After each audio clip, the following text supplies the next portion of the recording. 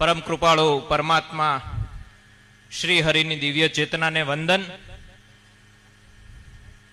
મુંદવા પરિવારના આંગણે સુંદર મજાનું ભાગવત સપ્તાહ ચાલી રહ્યું હોય અને આટલા સરસ વિદ્વાનો ઊભા હોય ત્યારે મારી પ્રસન્નતા વ્યક્ત કરતા આનંદ અને ગર્વની લાગણી અનુભવું છું અને આયોજકોને તેમજ સમગ્ર મુંદવા પરિવારને જાજાથી અભિનંદન પાઠવું છું.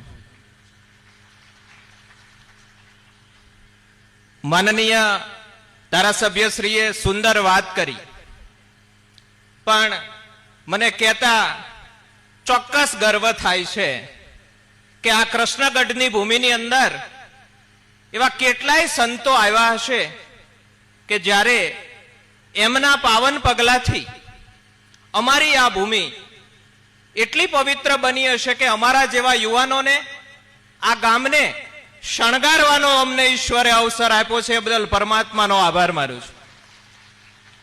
અને મુંદવા પરિવાર કેટલો ભાગ્યશાળી હશે કે આમ તો મામા હોય ને એને ભાણિયાના ઘરે જવાનું હોય, ભાણિયાને આમંત્રણ આપવા અને ભાણિયાને કંઈક કહેવા, પણ આજે અખિલ બ્રહ્માંડનો અધિપતિ પરમ કૃપાળુ પરમાત્મા કૃષ્ણ કે જેમના ઉપર મને અત્યંત ભાવના છે એવા દ્વારકાધીશ પોતે એક ભાણિયા બનીને કૃષ્ણગઢના કથા મંડપની અંદર આવ્યા છે મામાના ઘરે. એનો મને બહુ રાજીપો છે.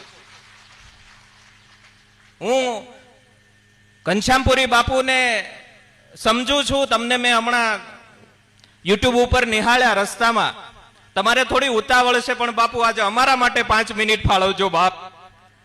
કે આ સમાજ એ ભરવાડ સમાજ અને એ આવું દિવ્ય આયોજન કરી શકશે એવી તો મારી કલ્પના પણ નહોતી. અને તમે જે અમારી કલ્પનાથી પણ વિશેષ આયોજન કર્યું છે બાપ, તમારી પેઢીઓને તમે તારવી દીધી છે, એમાં જરા પણ અતિશોક્તિ નથી.